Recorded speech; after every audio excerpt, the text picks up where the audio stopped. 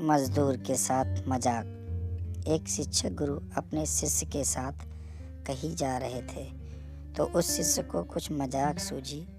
उसे रास्ते में किसी गरीब लड़के के जूते दिखाई देते हैं। उसने अपने उस शिक्षक गुरु से कहा कि गुरुजी, अगर हम इन जूतों को छुपा दें तो कितना मज़ा आएगा। उसे मजाक सूझ रहा था, लेकिन गुरुजी ने कहा कि नहीं, गरीब इंसान के साथ इस तरह का भद्दा मजाक करना ठीक नहीं है। शिक्षक गुरु ने कहा, क्यों ना हम इन जूतों में कुछ सिक्के डालते हैं और देखें कि इस गरीब मजदूर पर क्या असर पड़ता है।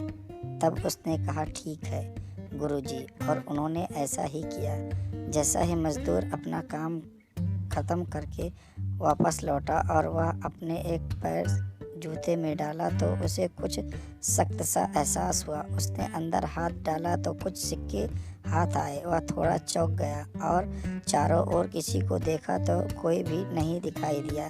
फिर उसने अपना दूसरा पैर अपने जूते में डाला और वापस उसमें फिर कुछ सिक्का दिखाई दिया।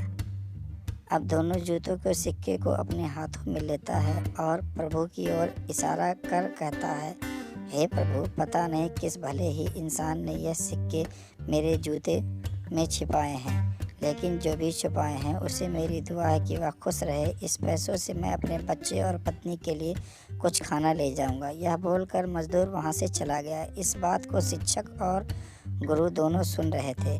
अब शिक्षक गुरु ने शिष्य से पूछा कि अब तुम बताओ, कैसा महसूस करते हो, तुम्हारा मजाक सही या मेरा तरीका। तब उसने कहा कि गुरुजी, मैं आपसे माफ़ी चाहता हूँ।